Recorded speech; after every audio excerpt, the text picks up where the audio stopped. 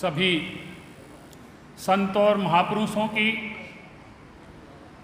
राजनीतिक विरासत को आगे बढ़ाते हुए बाबा साहब ने ठीक 67 साल पहले आज ही के दिन 30 सितंबर 1956 को 26 अलीपुर रोड न्यू दिल्ली में शेड्यूल कास्ट फेडरेशन के पदाधिकारियों की मीटिंग बुला करके शेड्यूल कास्ट फेडरेशन का नाम बदलकर रिपब्लिकन पार्टी ऑफ इंडिया रखा।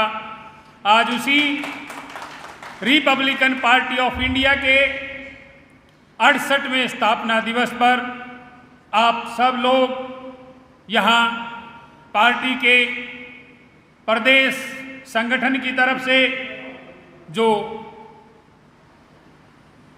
पार्टी का स्थापना दिवस मनाया गया उसमें आप सब लोग आए। आप सब लोगों का बहुत बहुत धन्यवाद। खासकर यहाँ जो मंच पर मेरे प्रदेश की जो टीम रही वो और आप लोग जो आए और इन सब को पूरी देश और दुनिया को दिखाने के लिए जो हमारे बहुत अच्छे कलाकार साथी, मैं स्पेशल इन लोगों का नाम लूँगा क्योंकि इन लोगों ने इस हरियाणा को मिशन मूवमेंट सिखाया है। सबसे बुजुर्ग इस कड़ी में जो लगभग 90 साल के हैं, आज भी जहाँ ज़रूरत पड़े वहाँ जाते हैं। सुबह 4 बजे उठ के बस में बैठ के चले थे। हमारे जो है ना बलवान धानक जी जो जज्जर से आकर के बस में इसलिए आए कि पार्टी का स्थापना दिवस है।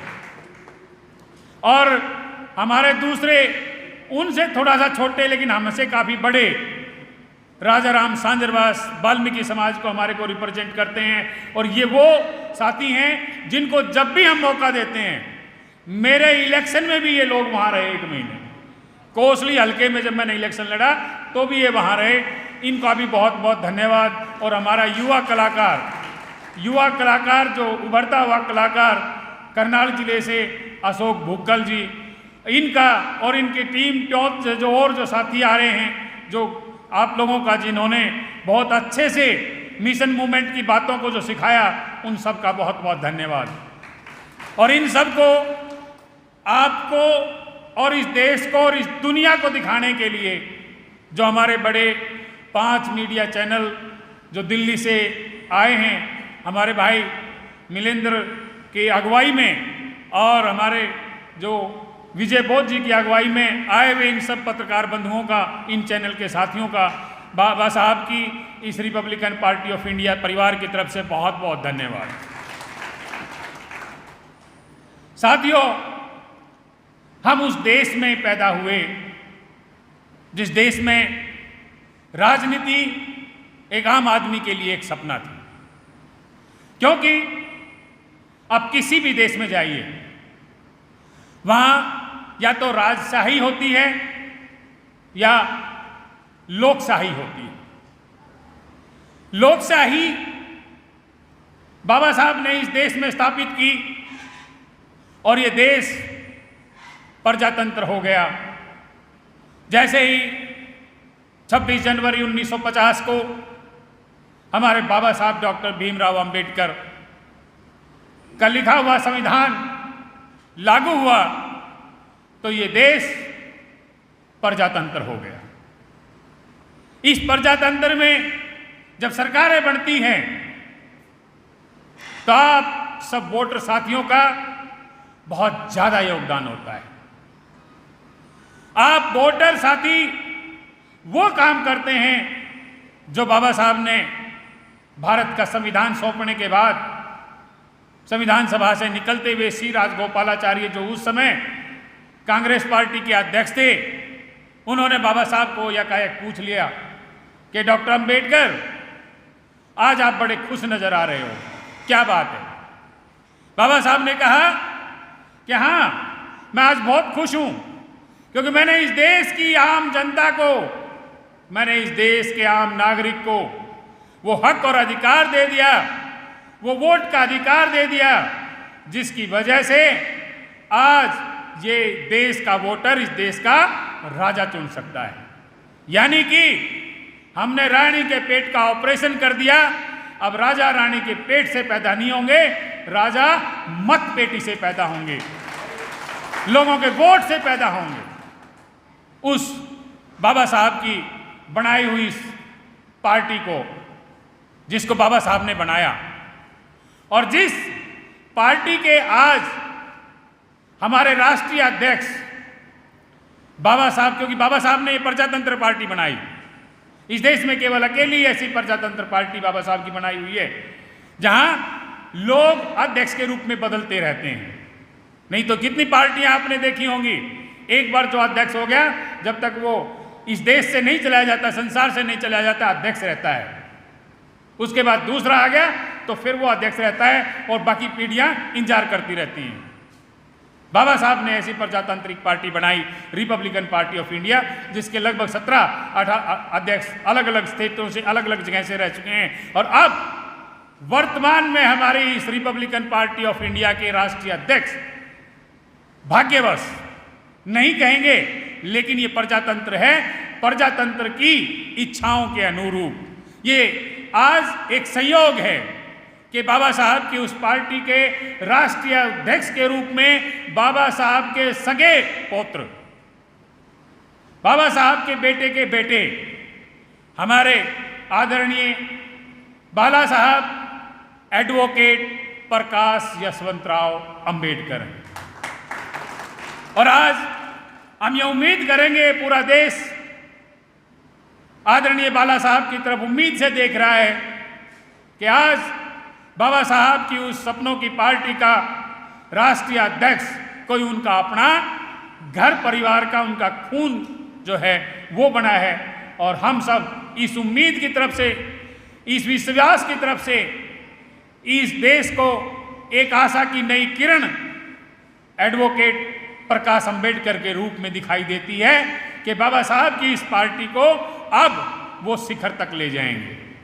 साथियों, ये पार्टी कैसे बनी, इस पार्टी का स्वरूप क्या है, उस पर बात करेंगे। लेकिन ये पार्टी आज हरियाणा में अगर ये स्थापना दिवस हम मना पाए हैं तो ये बाबा साहब डॉक्टर भीमराव अंबेडकर के पौत्र बाला साहब प्रकाश अंबेडकर की वजह से इसी भवन में, ऊपर वाले हॉल में, थोड़ा छोटा हॉल था वो, ऊपर वाले हॉल में 2 जनवरी 2023 को हमारे माननीय राष्ट्रीय अध्यक्ष प्रकाश अंबेडकर जी आए और उन्होंने कहा कि मैं जब तक जिंदा हूं बाबा साहब के कारवां को रुकने नहीं दूंगा और इसको अंजाम तक ले जाकर ही दम लूंगा। उस दिन वो हरियाणा के साथियों को एक जिम्मेदारी देकर चले गए कि आप जाइए, इस हरियाणा को तैयार कीजिए। और स्पेशली कहा कि आज इस हरियाणा ने इस पार्टी को बहुत कुछ दिया है। मैं बताऊंगा आप लोगों को, इस पार्टी को आपको लगता है हरियाणा में कुछ भी नहीं आपको दिखता होगा, लेकिन इस पार्टी ने हरियाणा की तरफ से 8 MLA दिए हैं। 8 MLA हमारे हरियाणा ने दिए हैं इस पार्टी को। तो इस पार्टी को इस आशा और उम्मीद के साथ कि आने वाले 2024 के इलेक्शन में, चाहे वो हरियाणा का विधानसभा इलेक्शन हो, महाराष्ट्र का विधानसभा इलेक्शन हो, चाहे इस देश का लोकसभा इलेक्शन हो, भारतीय रिपब्लिकन पार्टी यानी कि रिपब्लिकन पार्टी ऑफ इंडिया का परचम लहराएगा। क्यों मैं कह रहा हूं ये बातें? क्योंकि मैं पहले ही बता चुका हूं कि एक देश जो है ये प्रजातंत्र देश है, और इस प्रजातंत्र देश में इस बहुजन मेजॉरिटी जो है, ज्यादातर जो लोग हैं, उनकी एक इकलौती पार्टी भारतीय रिपब्लिकन पार्टी है, रिपब्लिकन पार्टी ऑफ इंडिया है। क्यों? क्योंकि ये पार्टी वो पार्टी है जो सन 1971 तक आप सब लोगों के सहयोग से राष्ट्रीय पार्टी रही है। राष्ट्रीय पार्टी सन 1971 तक राष्ट्रीय पार्टी ये रही। इस पार्टी ने 5 बड़े राज्यों से जो इस देश के 5 बड़े राज्य हैं, उन 5 राज्यों से मेंबर पार्लियामेंट दिए हैं। चाहे उसमें महाराष्ट्र है, चाहे उसमें कर्नाटक है, चाहे उसमें आंध्र प्रदेश है, चाहे उसमें मध्य प्रदेश है और उत्तर प्रदेश है। इन 5 बड़े राज्यों से इस पार्टी ने मेंबर पार्लियामेंट दिए हैं। आज तक कोई दूसरी आपको बहुजनों के नाम पे, वंचितों के नाम पे कोई दूसरी पार्टी ऐसी नहीं मिलेगी जिसके 5 बड़े प्रदेशों से मेंबर पार्लियामेंट आए हों। कंपेयर करके देख लेना, इलेक्शन कमीशन का डाटा उठा करके देख लेना। यही वो पार्टी है बाबा साहब की बनाई हुई, जिसने इस देश के 12 बड़े बड़े प्रदेशों से एमएलए दिए हैं इस पार्टी को। 12 बड़े बड़े प्रदेश। नहीं तो आप जितनी पार्टियों की बात करोगे, कहीं 2, 4, 5 प्रदेशों से ज्यादा उनके एमएलए नहीं आए होंगे। लेकिन इस पार्टी ने हिमाचल से लेकर के पंजाब, हरियाणा, यूपी, राजस्थान, मध्य प्रदेश, बिहार, उत्तर प्रदेश, आंध्र प्रदेश, कर्नाटका और महाराष्ट्र सरीखे इलाकों से मेंबर लेजिस्लेटिव असेंबली चुना करके भेजे हैं, एमएलए बना करके भेजे हैं। एक पार्टी जिसने 12 बड़े प्रदेशों से इस देश में एमएलए जिता करके दिए हैं, ये वो पार्टी है जिसने देश के 5 बड़े प्रदेशों से, 5 बड़े सूबों से मेंबर पार्लियामेंट दिए हैं। ये वो पार्टी है जिसको बाबा साहब ने अपने सपने के रूप में अंतिम समय में आप लोगों को दे के गए थे। क्योंकि राजनीति की जब बात करते हो, प्रजातंत्र की बात करते हो, तो लोकशाही की बात करते हो। बहुत से लोगों ने आपने देखा होगा, 16वीं विधानसभा का चुनाव 2014 में हुआ, 17वीं विधानसभा का चुनाव 2014 में हुआ। क्या कहा गया है? मेरे देश के युवाओं, ऐ मेरे देश के वोटरों, आओ एक नया भारत बनाते हैं।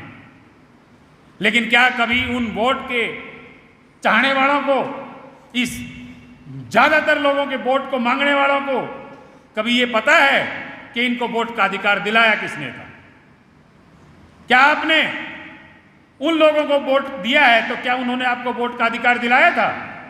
क्या मैं जान सकता हूं? क्योंकि आप सब लोग समझदार हैं कि इस देश में आम आदमी को, हर वयस्क को वोट का अधिकार किसने दिलाया? किसने दिलाया? बाबा साहब डॉक्टर भीमराव अंबेडकर ने। लेकिन दूसरे लोग आके कहते हैं कि हमें वोट दो। मैं पहले ही कह रहा हूं कि इस देश की राजनीति जो है, इस देश की लोकशाही जो है, इस देश की लोकशाही जो है, वो कहीं और से नहीं चलती, वो आप वोटरों से चलती है। वो यहां के मतदाताओं से चलती है, इस देश के मतदाताओं से। इस देश का मतदाता है जो राजा बन सकता है। ये बाबा साहब को आप पढ़िए, 24 सितंबर 1944 को मद्रास में जब बाबा साहब बोल रहे थे तो बाबा साहब ने कहा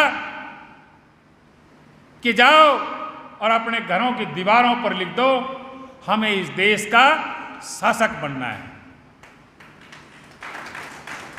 ताकि जब सुबह सुबह आप निकलो तो आपको वो लाइन दिखाई दे।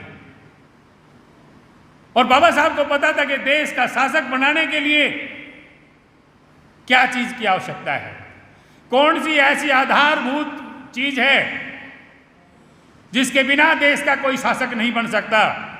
क्योंकि बाबा साहब का संविधान लागू है, और बाबा साहब के संविधान लागू होने के बाद में एक ही आधारभूत वस्तु है, एक ही आधारभूत चीज है जिसको कहते हैं मत अधिकार। मताधिकार, वोट। इस वोट से देश में शासक बनते हैं। इसी आशा और विश्वास के लिए बाबा साहब ने इस भारतीय प्रजातंत्र को स्थापित करने से पहले, क्योंकि बाबा साहब को पता था कि प्रजातंत्र में विचारधाराएं राज करते हैं, व्यक्ति राज नहीं करते। व्यक्ति आते रहते हैं, जाते रहते हैं, लेकिन विचारधारा राज करती है। इस देश को 76 साल आजादी के पूरे हो चुके हैं, 77वां साल है। इस देश में आज तक इन 76 सालों में जो विचारधाराएं राज करती आई हैं, उन विचारधाराओं को आप देखिए। इस देश में 3 विचारधाराएं हैं। सबसे पहली विचारधारा है उस शख्स की दी हुई जिसका जन्म 2 अक्टूबर 1869 को हुआ, और नाम है मोहनदास करमचंद गांधी। मोहनदास करमचंद गांधी की एक विचारधारा है जिसको इस देश की कांग्रेस पार्टी और उसके अलायंस और उसके सहयोगी दलों ने सजो के रखा है, और उस पार्टी के, उस विचारधारा के साथियों ने इस देश पे 50 साल राज किया। 50 साल स्वतंत्रता प्राप्ति के बाद। एक दूसरी विचारधारा जो लगभग 20 साल बाद, महात्मा गांधी के लगभग 20 साल बाद एक शख्स पैदा होता है नागपुर में। नाम है केशव बलिराम हेगड़ेवार। केशव बलिराम हेडगेवार। उन्होंने एक विचारधारा की स्थापना की। उनकी एक अपने विचारधारा है, एक उनका संगठन है, और उस संगठन की बातें मानने वाली वो एक उनकी राजनीतिक पार्टी है, भारतीय जनता पार्टी। भारतीय जनता पार्टी और उसके सहयोगी हेडगेवार की विचारधारा पे राज करते हैं। लगभग 26 साल हो गए उनको। 9 साल अभी कंप्लीट हो गए, 10वां ये चल पड़ा। बीच बीच में अटल बिहारी वाजपेयी और दूसरे सरीखे नेता आए उस विचारधारा के, तो लगभग उन्होंने 26वां साल इस देश पे राज करते हैं। यानी कि इस 76 साल के पूरे आजादी के बाद के प्रकरण में एक पार्टी की विचारधारा, एक व्यक्ति की विचारधारा 50 साल राज करती है, और दूसरे व्यक्ति की विचारधारा 26 साल हो गई। लेकिन ये दोनों विचारधारा एक दूसरे के विरुद्ध नजर आएंगी, लेकिन जब एक तीसरी विचारधारा की बात आती है, बाबा साहब डॉक्टर भीमराव अंबेडकर की विचारधारा की बात आती है, जो 14 अप्रैल 1891 को पैदा हुआ, और उन्होंने एक विचारधारा दी, मानवतावादी विचारधारा, समतावादी विचारधारा, बहुजनवादी विचारधारा। इस मानवतावादी समतावादी विचारधारा ने जब राजनीति के प्रांगण में कदम रखा, तो वो जो दोनों विचारधाराएं एक दूसरे के विरुद्ध होते थे, वो दोनों इकट्ठे हो जाते हैं। जब हमारी अंबेडकरवादी विचारधारा, मानवतावादी विचारधारा, समतामूलक विचारधारा की बात आती है, तो ये दोनों विचारधाराएं एक होकर के हमारे खिलाफ लड़ती हैं। इसी विचारधारा को आगे बढ़ाया बाबा साहब डॉक्टर भीमराव अंबेडकर ने, और जब उनको ये पता था कि इस देश में जब तक मतदाता को वोट नहीं मिलेगा, मतदाता का मतलब हर एक प्रत्येक व्यक्ति को, चाहे वो किसी जाति का हो, किसी धर्म का हो, चाहे वो आदमी हो या पुरुष हो, किसी भी वंश का हो, हर व्यक्ति को वोट का अधिकार दिवाया हमारे बाबा साहब डॉक्टर भीमराव अंबेडकर। और उन्होंने इस विचारधारा को आगे बढ़ाने के लिए 15 अगस्त 1936 को एक पॉलिटिकल पार्टी की नींव रखी, और उस पार्टी का नाम था स्वतंत्र मजदूर पार्टी, इंडिपेंडेंट लेबर पार्टी। क्योंकि जो बाबा साहब के प्रयासों के बाद पूना पैक्ट के माध्यम से जो वोट का अधिकार, गवर्नमेंट ऑफ इंडिया एक्ट 1935 के अधिनियम के माध्यम से जो वोट का अधिकार दिया था, उसके बाद प्रांतीय स्तर पर विधानसभाओं के पहले चुनाव इस देश में 1937 में हुए थे। उसके लिए बाबा साहब ने वो पार्टी बनाई, स्वतंत्र मजदूर पार्टी। और उस स्वतंत्र मजदूर पार्टी के बॉम्बे स्टेट होता था उस टाइम, आज महाराष्ट्र है, बॉम्बे स्टेट में उस टाइम गुजरात का भी हिस्सा था और कुछ आंध्र प्रदेश का भी हिस्सा था। वहां बॉम्बे स्टेट में बाबा साहब ने 17 एमएलए के टिकट दिए, 17 लोगों को खड़ा किया, और उन 17 में से बाबा साहब की स्वतंत्र मजदूर पार्टी के पहले ही दफा 12 एमएलए जीत के आए। 12 सक्सेस देखो, सक्सेस कितना परसेंटेज है। 17 में से 12 जीते। लोगों को लगा कि ये जो मानवतावादी विचारधारा है, ये जो समतामूलक विचारधारा है, ये जो बाबा साहब की विचारधारा है, ये कारगर विचारधारा है, ये इस देश में काम करे। बाबा साहब ने इस इंडिपेंडेंट लेबर पार्टी को आगे चल के इसका नाम 19 जुलाई 1942 को नागपुर के अधिवेशन में इस पार्टी का नाम बदल के रख दिया schedule caste federation. Schedule caste federation, अनुसूचित जाति संघ। और ये अनुसूचित जाति संघ जब बना और देश का आजाद होना हुआ, और देश की आजादी के बाद इस देश में जब पहला आम चुनाव लोकसभा का हुआ अक्टूबर 1951 से मई 1952 के बीच में, उस लोकसभा के पहले इलेक्शन में बाबा साहब ने शुरुआत कहाँ से की? जालंधर से। जालंधर, लुधियाना, पटियाला, महेंद्रगढ़, ये 4-5 रैलियां बाबा साहब ने लगातार ताबड़तोड़ रैली की अक्टूबर 1951 में। उनका परिणाम क्या निकला? परिणाम निकला कि बाबा साहब की बनाई हुई ये पार्टी शेड्यूल कास्ट फेडरेशन देश के पहले ही आम चुनाव में राष्ट्रीय पार्टी बन गई। पहले ही लोकसभा चुनाव में राष्ट्रीय पार्टी बनी। आप 1967 का हरियाणा विधानसभा का रिजल्ट उठा के देख लेना, यूपी विधानसभा का रिजल्ट और दूसरी विधानसभाओं का रिजल्ट उठा के देख लेना। 1967 का इलेक्शन जब हुआ था तो बाबा साहब की बनाई हुई वो पार्टी शेड्यूल कास्ट फेडरेशन, जिसका बाबा साहब ने आज से 67 साल पहले उसका नाम बदल कर रख दिया था रिपब्लिकन पार्टी ऑफ इंडिया। ये रिपब्लिकन पार्टी ऑफ इंडिया 1967 का लोकसभा का चुनाव, विधानसभा का चुनाव निकाल करके देख लेना, राष्ट्रीय पार्टी के रूप में दर्ज है, राष्ट्रीय पार्टी के। यानी कि 1971 तक ये पार्टी रही राष्ट्रीय पार्टी। और वो राष्ट्रीय पार्टी जिसने 12-12 प्रदेशों से एमएलए दिए और इस देश के 5 बड़े सूबों से, 5 बड़े प्रदेशों से मेंबर पार्लियामेंट दिए। उस राष्ट्रीय पार्टी को बाबा साहब ने जो बनाया शेड्यूल कास्ट फेडरेशन, बाबा साहब ने अपने अंतिम श्वास लेने से पहले 2 महीने और 5 दिन पहले अपने अनुयायियों की मीटिंग बुलाई 26 अलीपुर रोड, नई दिल्ली, जो बाबा साहब का उस समय निवास स्थान था। हमारे साथी, हमारे छोटे भाई, हमारे अजीज विजय बोध जी बैठे हैं। इन्होंने उस 26 अलीपुर रोड के लिए इतनी लड़ाइयाँ लड़ी हैं, उस 26 अलीपुर रोड को आप लोगों के लिए खुलवाया था। उसी 26 अलीपुर रोड पर बाबा साहब ने शेड्यूल कास्ट फेडरेशन के पदाधिकारियों की मीटिंग बुलाई और इस पार्टी के बारे में कहा कि अब देश आज़ाद हो चुका है तो किसी जाति के नाम पे या किसी अनुसूचित संघ के नाम पे पार्टी नहीं चलेगी। अब इस पार्टी का नाम हम बदल रहे हैं और नाम बदल कर रख दिया रिपब्लिकन पार्टी ऑफ इंडिया।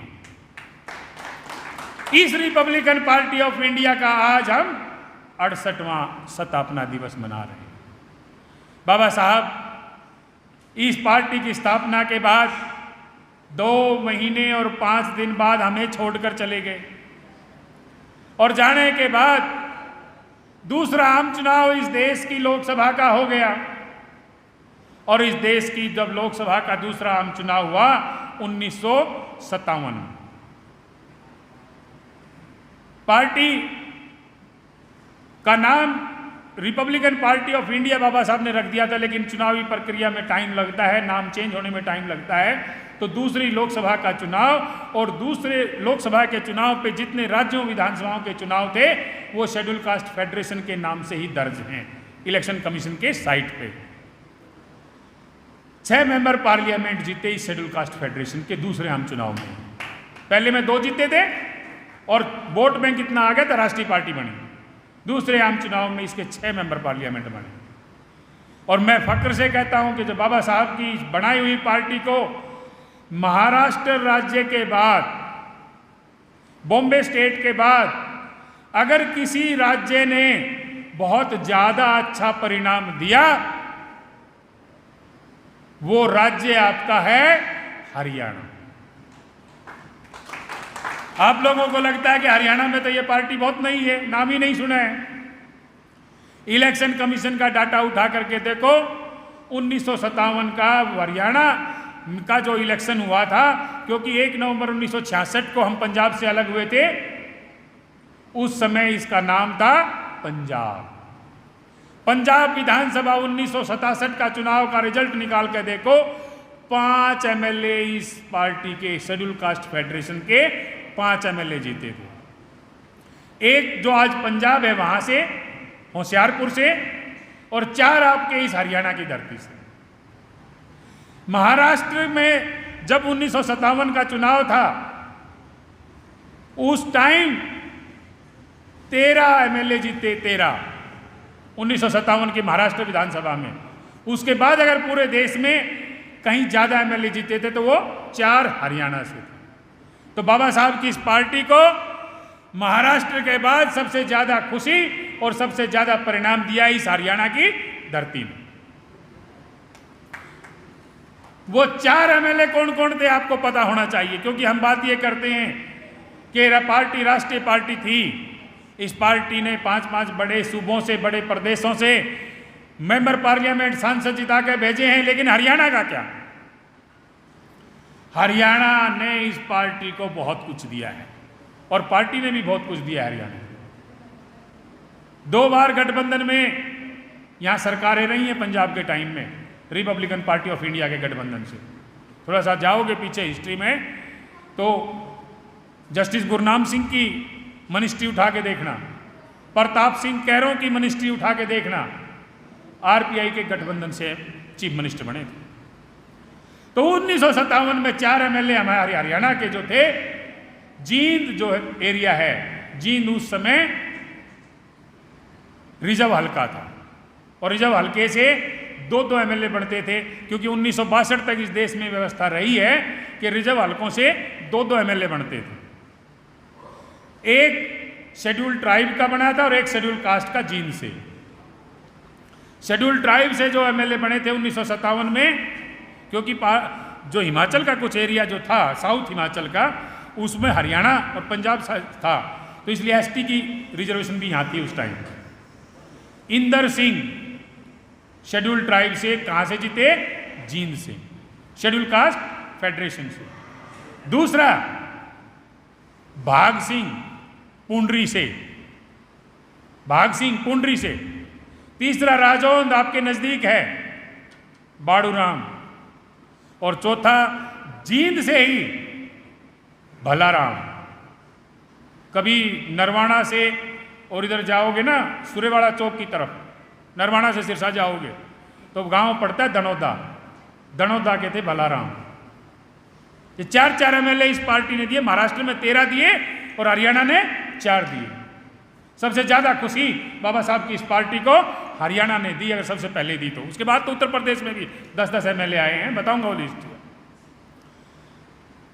1957 का इलेक्शन जब हुआ, तब उसके बाद बाबा साहब की इस पार्टी के जो पदाधिकारी थे, उन्होंने 1 अक्टूबर 1957 को मीटिंग लेकर के इस पार्टी की बॉडी का गठन किया, और 3 अक्टूबर 1957 को उसको रजिस्ट्रेशन के लिए फाइनल भेज दिया। यानी कि सही में 3 अक्टूबर 1957 को पार्टी का गठन हुआ। पार्टी की स्थापना कब हुई? 30 सितंबर 1956 को, और गठन जब हुआ बॉडी का वो 3 अक्टूबर 1957। उसके बाद जब ये आम चुनाव इस देश में हुआ तो ये पार्टी आ गई रिपब्लिकन पार्टी के नाम से, जो आज इसका स्वरूप है।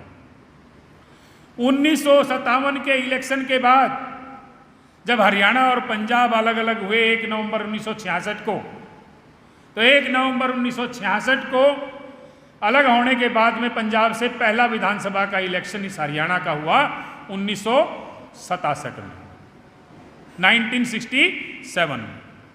1967 में रिपब्लिकन पार्टी ऑफ इंडिया के हरियाणा से 2 एमएलए बने। 2 एमएलए इसी धरती से। नरवाणा आपने सुना होगा हल्का, आज नरवाना हल्का रिजर्व है, लेकिन 1967 में ये जनरल हल्का होता था, सामान्य हल्का होता था। और एक नाम सुना होगा आपने देश की राजनीति में, हरियाणा की राजनीति में, चौधरी शमशेर सिंह सुरजेवाला, सुना है ना?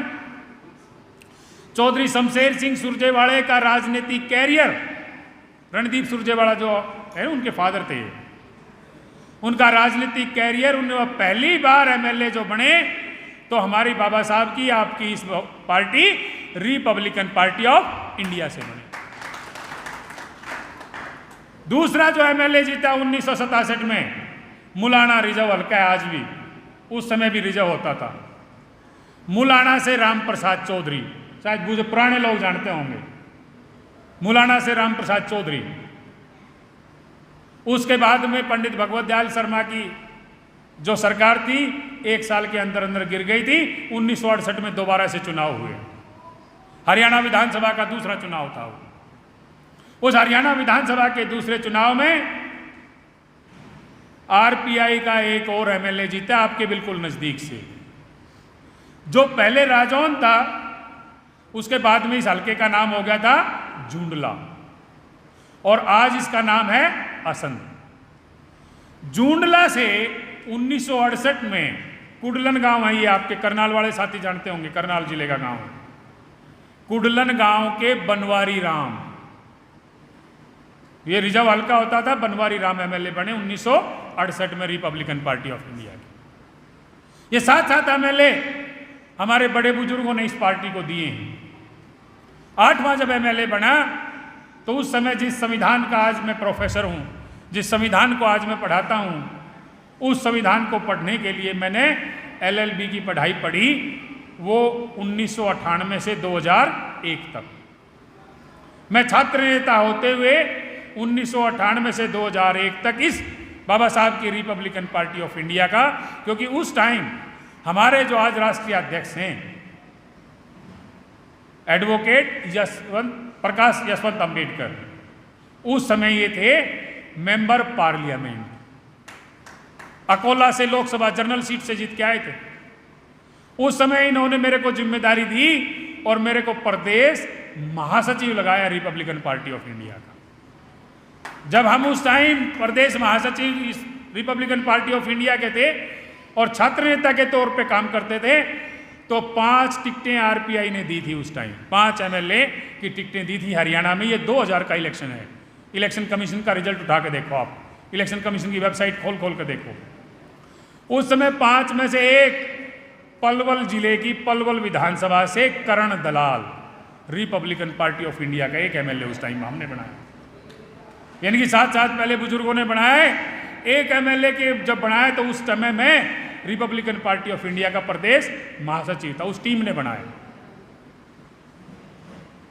उस 2000 तक जो 8 एमएलए इस प्रदेश ने दिए हैं, राजनीति में कभी मंदा कभी तेज चलता रहता है। हो सकता है 2 बड़े स्तर के नेताओं की बात हुई हो और उत्तर भारत में एक दूसरी पार्टी काम कर रही थी कि भाई चलो ठीक है, जब तक ये पार्टी काम कर रही है तो अपन उधर ही काम कर लेते हैं।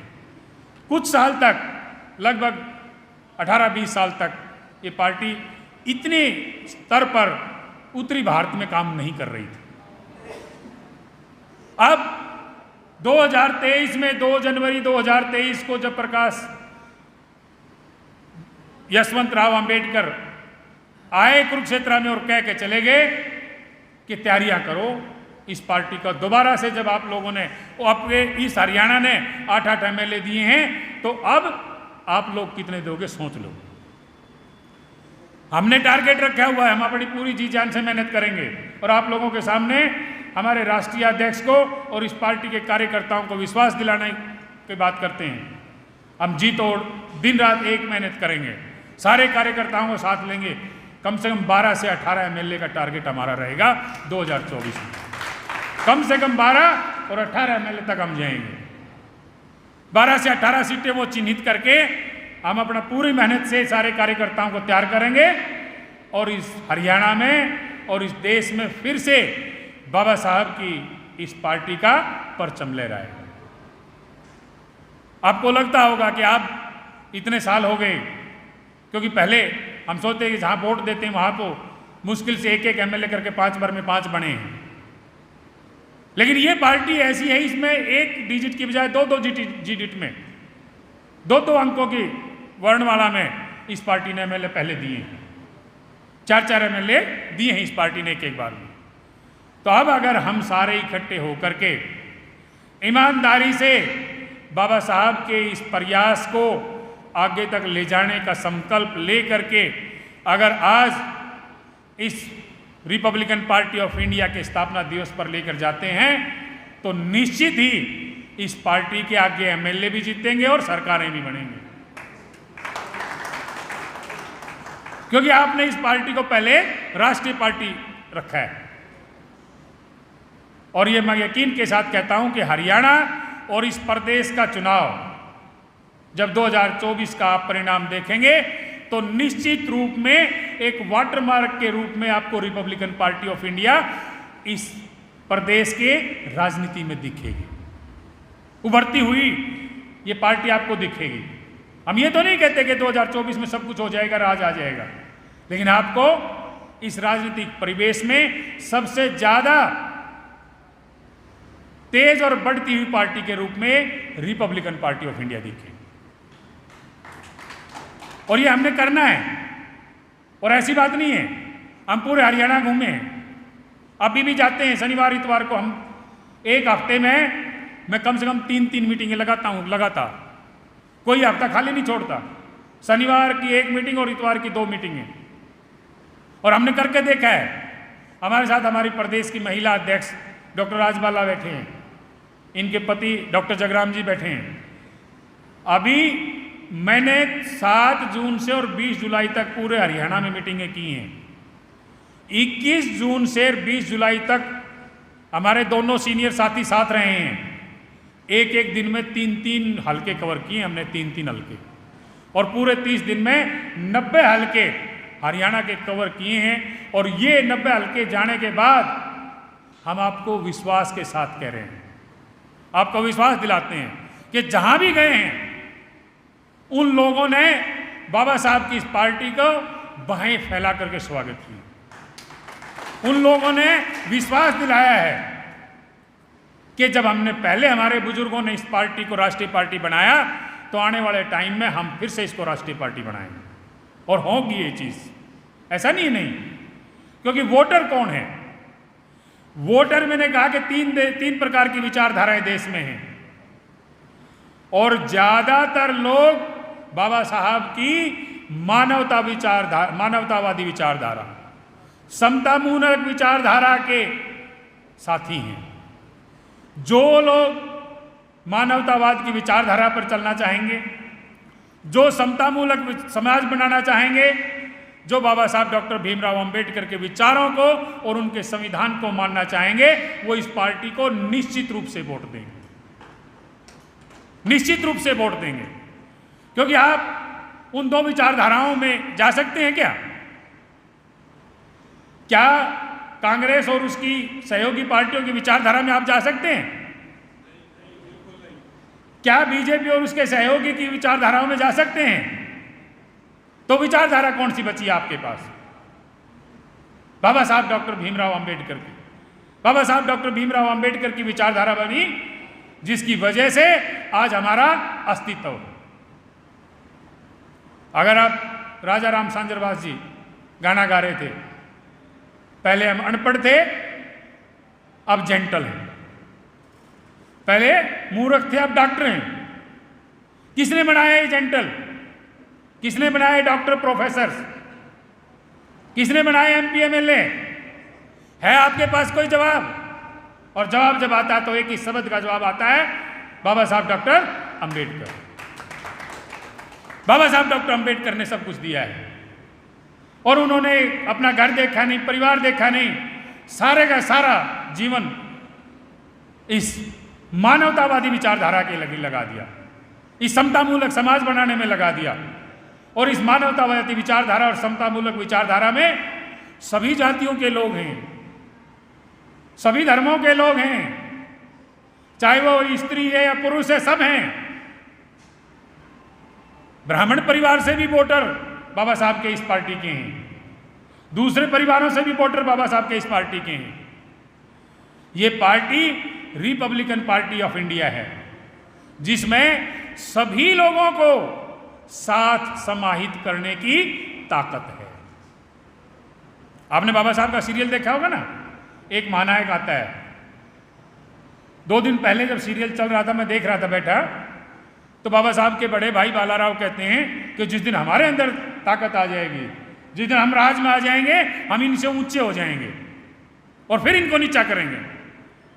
बाबा साहब डॉक्टर अम्बेडकर पता क्या कहते हैं उस टाइम?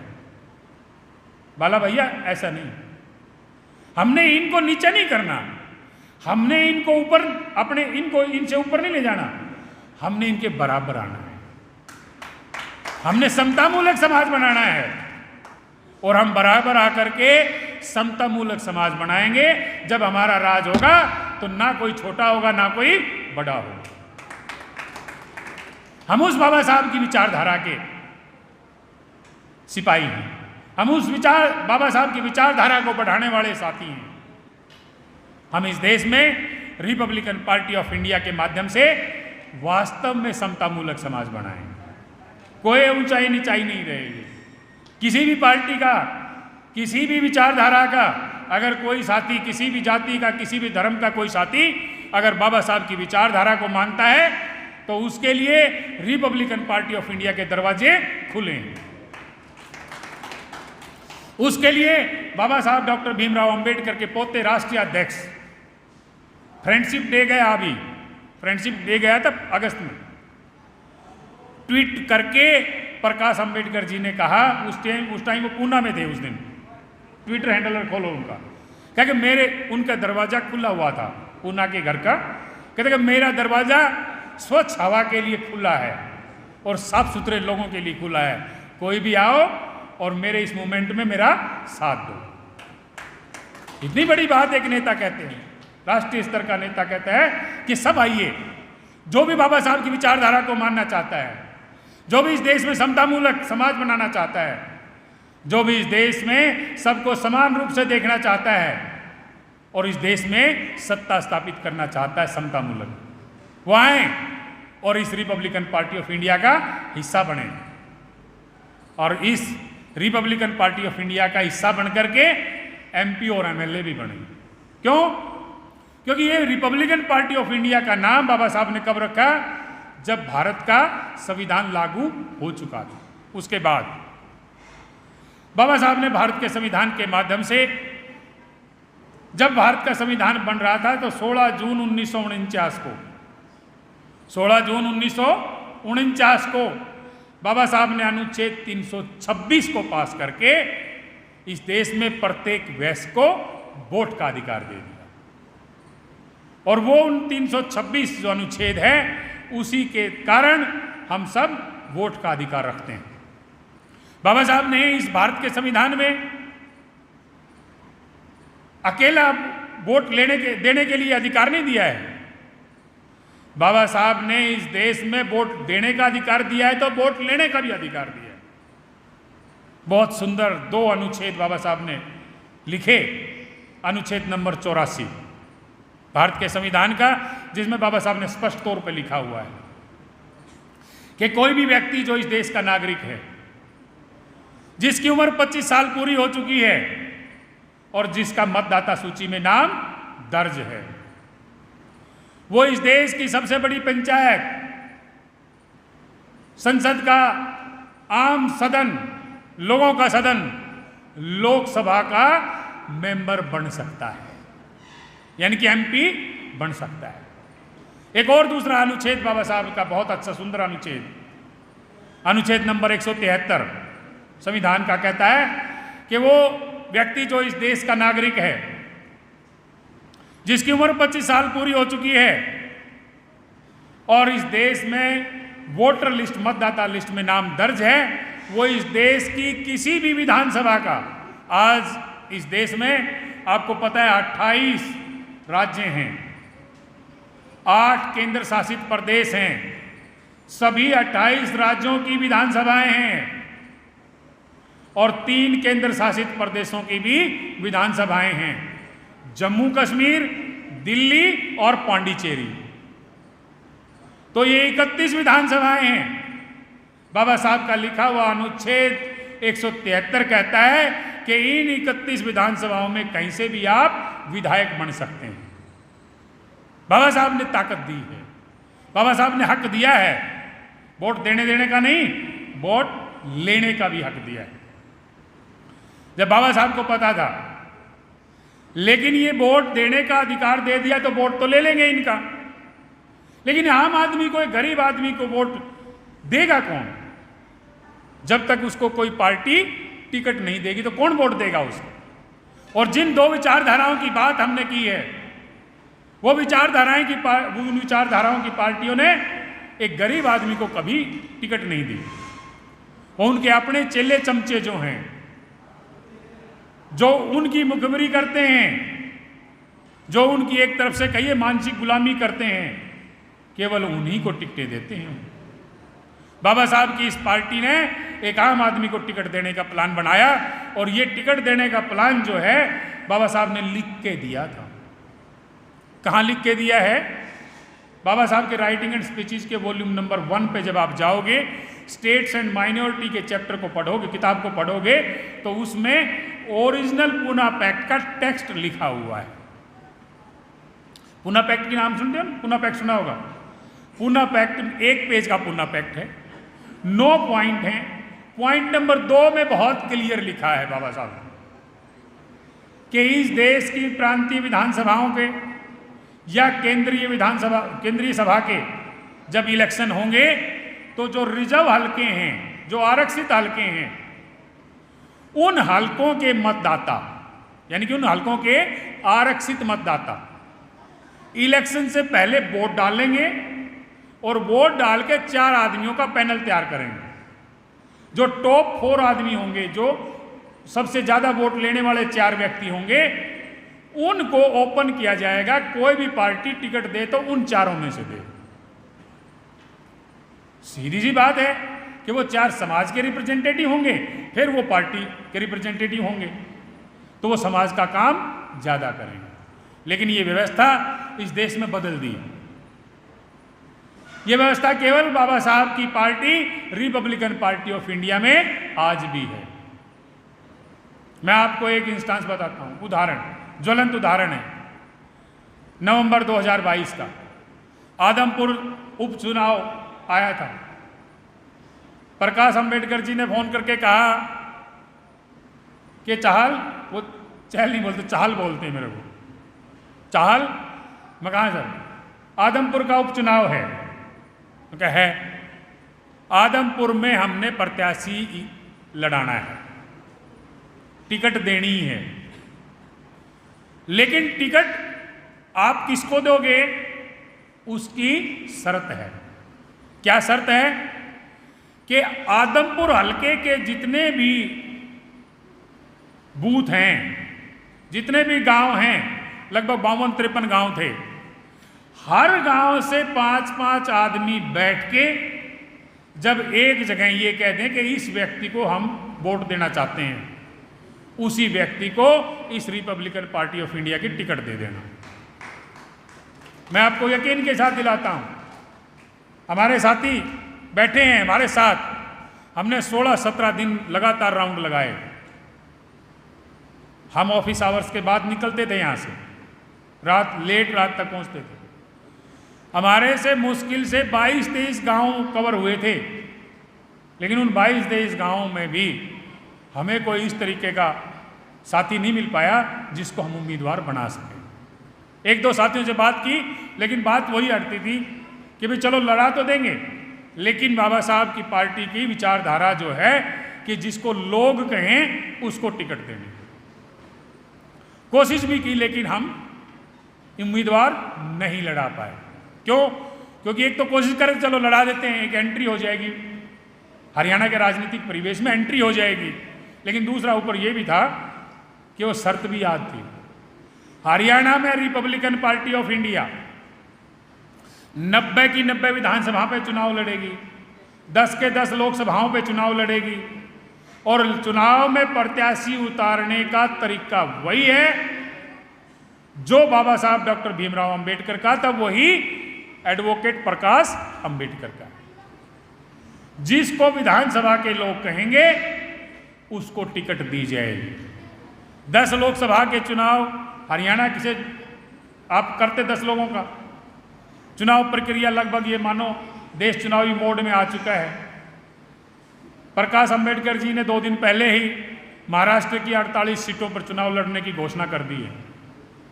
48 लोकसभा के चुनाव सारे के सारे लड़ने हैं। अगर कोई आगे जाकर कोई राजनीतिक उलटफेर नहीं होता है तो 48 के 48। हरियाणा से भी, क्योंकि महाराष्ट्र के बाद सबसे ज़्यादा परिणाम अच्छा हरियाणा ने ही दिया था सबसे पहले। हरियाणा से भी 10 की 10 लोकसभा के चुनाव में उम्मीदवार रिपब्लिकन पार्टी ऑफ इंडिया उतारेगी। और उतारे की शर्त वही है जिसको लोग कहेंगे उसको टिकट देंगे। इसी कड़ी में हम जो है ना इस प्रोग्राम के बाद, स्थापना दिवस मनाने के बाद 10 की 10 लोकसभाओं के कार्यक्रम आयोजित करने का पूरा हमारा प्लान बन चुका है। डेट हम 1-2 दिन में डिक्लेयर कर देंगे कि किस लोकसभा में किस दिन मीटिंग होगी। और उन मीटिंगों में जिनको लोग कहेंगे कि भाई इस व्यक्ति को टिकट देनी चाहिए, उसी व्यक्ति की टिकट की हम अनुशंसा करेंगे हमारे राष्ट्रीय अध्यक्ष से। और हमें विश्वास है कि जो हरियाणा प्रदेश जिस नाम को रिकमेंड करके भेजेगा उसी की टिकट ये रिपब्लिकन पार्टी ऑफ इंडिया और इसके राष्ट्रीय अध्यक्ष प्रकाश अंबेडकर जी फाइनल करेंगे और उसी प्रत्याशी को हम चुनाव लड़ाएंगे। इस प्रक्रिया में आप सब लोगों को आह्वान है कि रिपब्लिकन पार्टी ऑफ इंडिया का परिवार और ये संगठन आप लोगों से ये आशा करता है कि जो अच्छे लोग जो लड़ने का इच्छुक हों और जो ईमानदार हों, उन लोगों से मुलाकात इन 10 लोकसभाओं के जो कार्यक्रम होंगे उनसे हमारी मुलाकात कराने की आप कोशिश करें और पार्टी उनको टिकट देगी और फिर वो प्रत्याशी हमारे रिपब्लिकन पार्टी ऑफ इंडिया के चुनाव लड़ेंगे। क्यों? क्योंकि बाबा साहब ने एक चीज़ बहुत अच्छी लिखी है इस देश के संविधान में, अनुच्छेद नंबर 41 जो है उसमें 3 बातें लिखी हैं। प्रत्येक व्यक्ति को शिक्षा, प्रत्येक व्यक्ति को रोजगार और प्रत्येक व्यक्ति को सहायता। आज तक सरकारें 76 साल से चल रही हैं, ये किसी ने वादा पूरा नहीं किया है। ये बाबा साहब के संविधान का अनुच्छेद 41 का वादा है। मैं पूरी दृढ़ता के साथ, पूरे आत्मविश्वास के साथ कह सकता हूं कि इस अनुच्छेद 41 को पूर्ण रूप से लागू करने का काम भारतीय रिपब्लिकन पार्टी या रिपब्लिकन पार्टी ऑफ इंडिया करेगी। हर व्यक्ति को रोजगार दिया जाएगा, हर व्यक्ति को शिक्षा दी जाएगी, हर कमजोर व्यक्ति को सहायता दी जाएगी। इसी आशा और विश्वास के साथ, क्योंकि सुबह से कार्यक्रम चला हुआ है, हम सारे साथी काफ़ी देर से हम बैठे हैं और क्योंकि ये जो चीज़ें हैं काफ़ी समय से हमारे कलाकार साथियों ने भी लगभग जो योगदान जो दिया है, मैं कहता हूं अनुकरणीय है। धन्यवाद के पात्र हैं हमारे ये कलाकार और ये हमारे मीडिया के साथी। और ये रिपब्लिकन पार्टी ऑफ इंडिया आप लोगों को आश्वासन दिलाती है कि अगर आप हमारा ऐसे ही साथ देते रहे तो अभी अभी जो लोकसभा में बिल आया था, महिला सशक्तिकरण का बिल, जिसमें 33% महिलाओं को हिस्सेदारी देने की बात की गई, वो भी 2034 से। रिपब्लिकन पार्टी ऑफ इंडिया आदरणीय बाला साहब एडवोकेट प्रकाश यशवंतराव अंबेडकर के आदेश के अनुसार इस हरियाणा के 50% सीटें महिलाओं को देगी और 50% उसमें से युवा होंगे, चाहे जेंट्स हो या चाहे लेडीज हो। यूथ भी 50% लिए जाएंगे और महिलाओं को भी 50% सम्मान दिया जाएगा। 33 नहीं, जब आबादी है बराबर है तो पूरा 50%। कोई व्यक्ति किसी ऐसे साथी को, युवा को, किसी महिला को जो जिम्मेदारी के साथ इस देश की रिपब्लिकन पार्टी ऑफ इंडिया की हरियाणा इकाई का साथ देना चाहते हों, उनको इस पार्टी के संगठन से रूबरू कराइए और आइए मिलकर के एक बार फिर बाबा साहब की इस पार्टी को राष्ट्रीय पार्टी बनाने का संकल्प लेते हैं।